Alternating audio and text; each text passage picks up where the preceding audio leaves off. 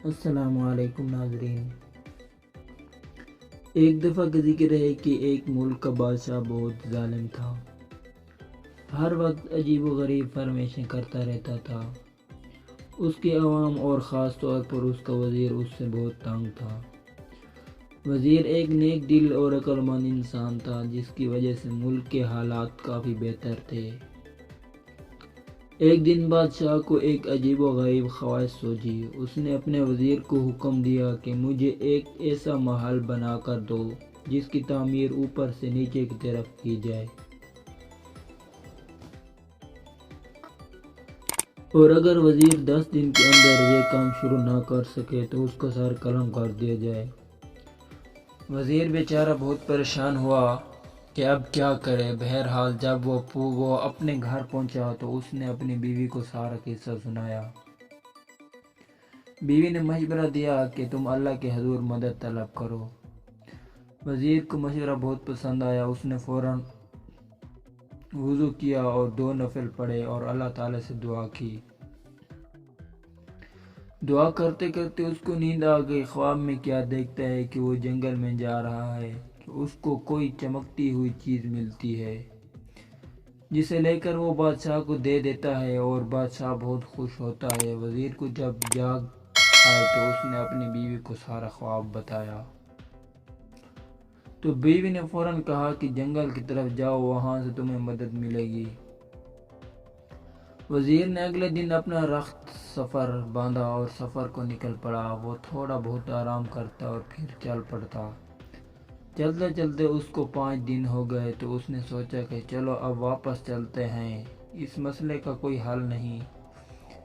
جب وہ واپس مڑنے لگا تو اچانک اس کی نظر ایک خرگوش پر پڑی جو بیچارہ شکنجے میں پھنسا ہوا تھا۔ نیک دل وزیر نے فوراً شکنجے سے خرگوش کو آزاد کرایا اور پھر واپس مڑنے ہی لگا تھا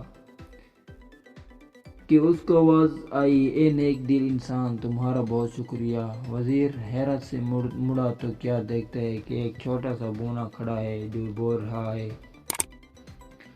وزیر کے پوچھنے پر اس نے بتایا کہ اس کو ایک جادوگر نے خرگوش بنایا ہوا تھا اور شکنجہ کھولتے ہی جادوگر کا اثر زائل ہو گیا۔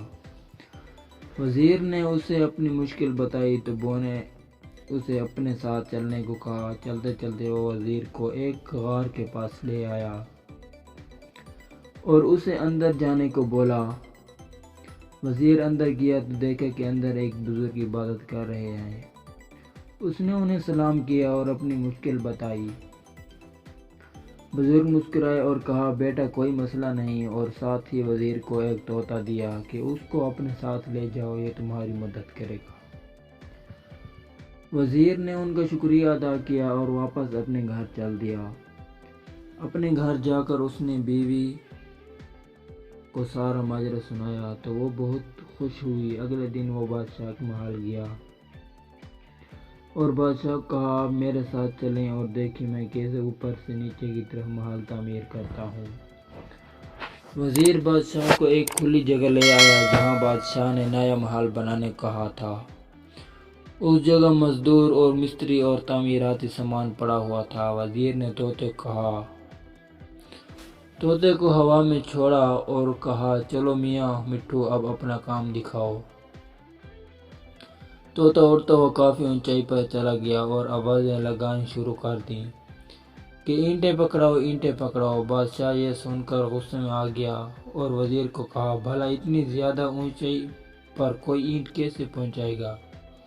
وزیر یہ سن کر بولا، حضور والا، اگر اتنی اونچائی پر اینٹیں نہیں پہنچائی جا سکتی تو اوپر سے نیچے تعمیر کیسے کی جا سکتی ہے؟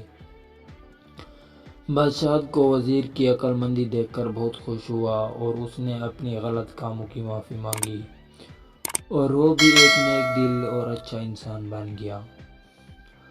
ناظرین، اگر آپ کو یہ سٹوری اچھی لگی ہو تو پلیز میرے چینل کو ضرور سبسکرائب کریں۔